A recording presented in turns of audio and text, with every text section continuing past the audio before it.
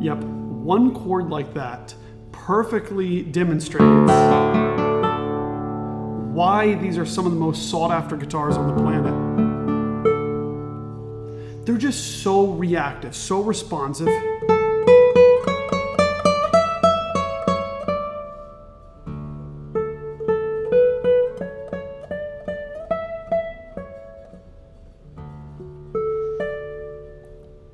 In fact, I'll say they are the most responsive guitars that I have ever played, and this one is amazing.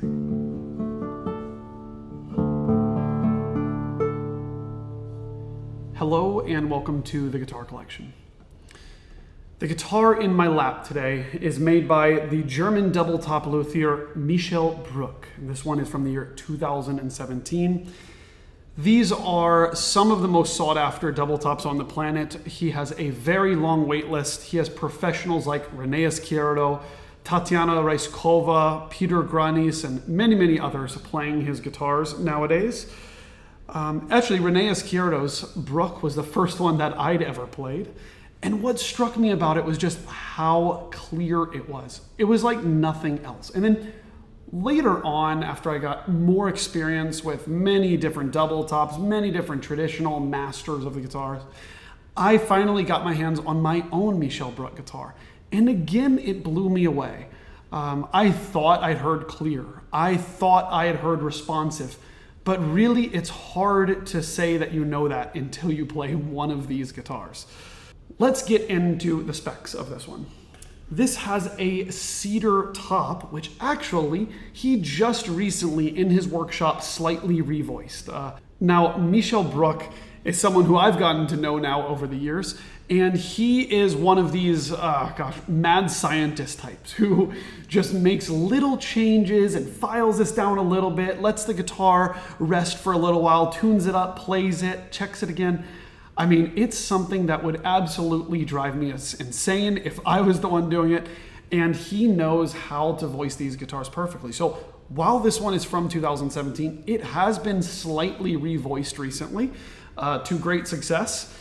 So all of that being said, when you look under the top of this, by the way, Nomex double top, there's little things here and there to just perfect every little balance detail, every little tonal detail that he can in order to get that super ideal sound that he has tweaked over the years. Speaking of, this is guitar number 207 from 2017. If you look at that label, I love how simple it is. It's that tan color with that red font there. And right underneath the label, you see this really nice branding that the guitar has. I love it. His rosettes are some of my favorite on the planet. I wouldn't change a thing. There's things that you notice more and more as you look at it. It's so simple, it's really small, and I love those details. Looking down at the bridge of the guitar, we have a really dark piece of wood here. And then on that tie block, you've got lots of similar colors or the same exact colors that you have on the rosette. It's just so nice. Maybe in that center is mother of pearl. Oh, it's beautiful. This guitar also features a raised fingerboard. Notably, this one only has a 19th fret, no 20th fret. Most of his guitars do not. Similar with Matthias Dahmen, of course. Now, the back and sides of this guitar, being Madagascar rosewood, is just some of the most beautiful rosewood on the planet. It's one of my favorite sets of Madagascar rosewood I've ever seen. It's got this orangish color. There's orange and red and brown in here. And very nice, even polish throughout. Just little bits of wear here and there. On the sides, you also see that beautiful Madagascar rosewood figuring. When it comes to the neck, really nice. You notice how scooped away this heel is. Also very similar to Matthias Dahmen, who does a very scooped away heel. Makes it very easy to access the upper frets. The neck, C-shape, low action, all of my favorite things, honestly. Also like rather tall frets. I really quite like this. And then to top it off, you move on up to the head of this guitar. Again, a nice little veneer of Madagascar rosewood that is just gorgeous. Scheller tuners. I love the engraving on these. And it's also the bigger ebony buttons here with right rollers. I just think it's so classy. It's such a perfect looking guitar, in my opinion. Also, this guitar is strung up with D'Addario XTC 45 FF strings with a high tension Pro Art nylon treble. I just prefer that nylon first string most of the time, and I think these fit the guitar super well and get a great growl to the bass. Another thing I like about these strings actually is that they don't get a scratchy sound when you come down to the bass strings. And of course, on every guitar, you have to turn your right hand a little bit so you don't get a scratchy sound on the basses.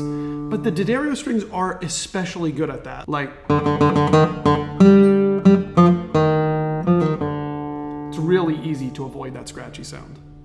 I almost forgot to mention the weight of this guitar. It is a feather. It weighs in at 1,265 grams. That's just under 2.8 pounds. It's a feather, and it's just amazing how much sound comes out of it for it being such a feather. I mean, needless to say, they are some of the loudest guitars on the planet. And one little touch just makes it absolutely explode. The sound just explodes out of the guitar. It's like driving a sports car.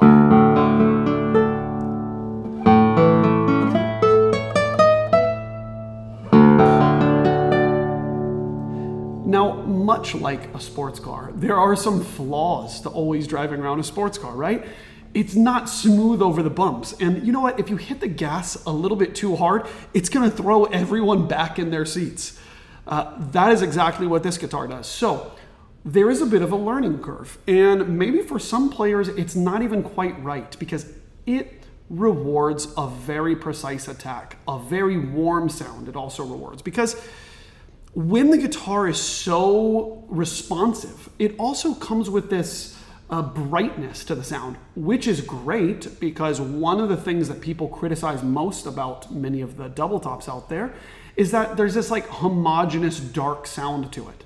That is not the case with this guitar. In fact, if you get a homogeneous dark sound out of this, I'm gonna go ahead and give you a round of applause because that means you have about the darkest sound on the planet. I'll try to get that here with like really turning my hand.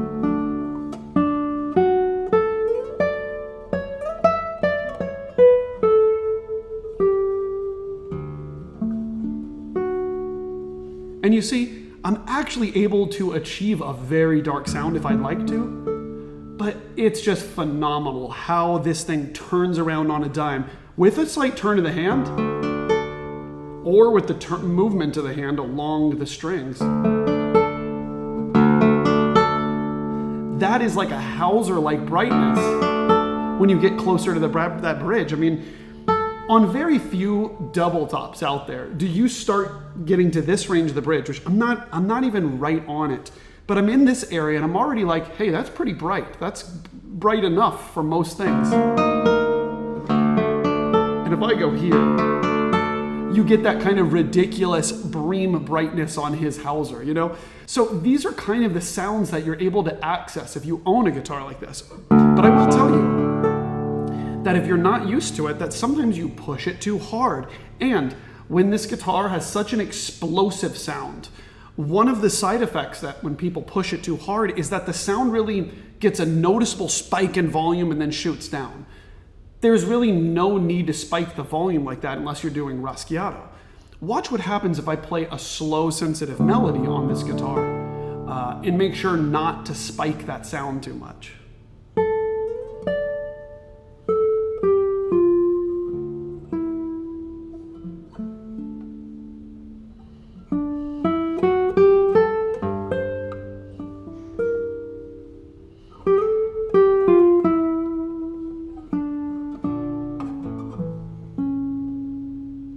You see what you can get?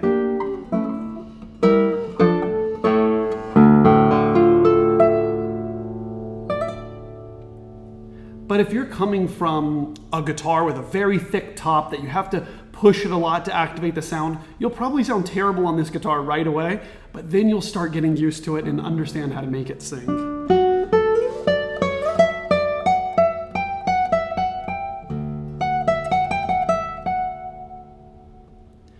Let's try a little bit of Prelude 11 by Targa.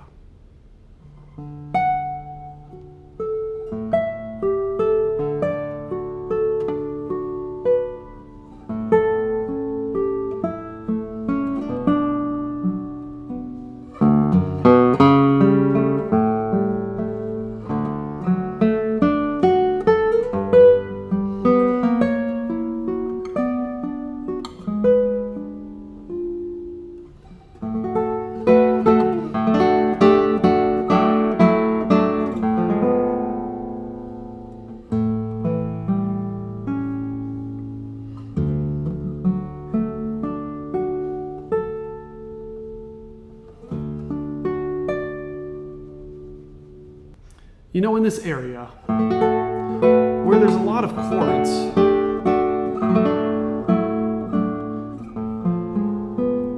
on a lot of guitars, I have to go above and beyond in order for every voice to be heard well.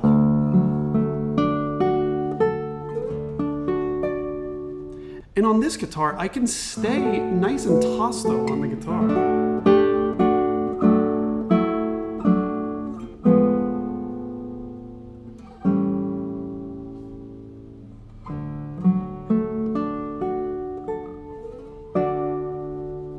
And you can hear every voice so well, even when you roll long, big chords like that.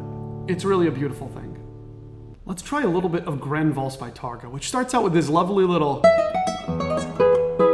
which is, you know, these slurs on a responsive guitar is so much fun too. It encourages you to be playful. Like,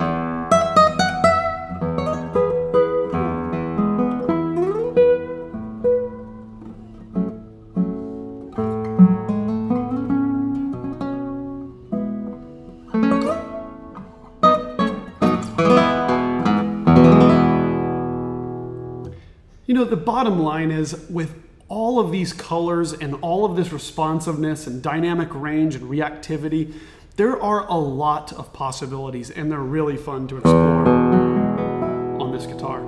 Before I play anything else, I'd like to remind you to subscribe to this YouTube channel. Definitely check out this guitar at guitarcollection.com. You will see a full album of photos, a description for the guitar.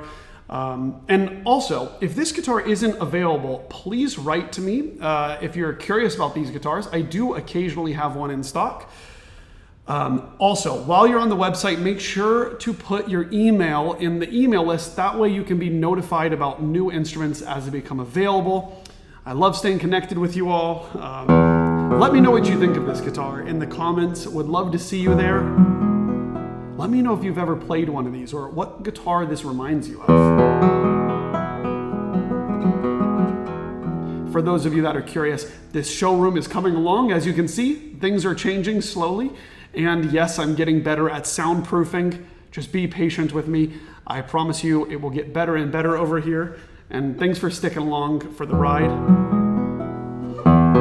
And congratulations to Michel Brück for this really incredible guitar.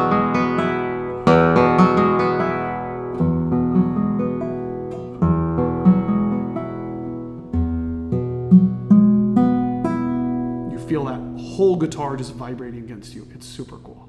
Well, thank you so much for watching this video. I'll play a couple of more little things for you here. I'll see you in the next one.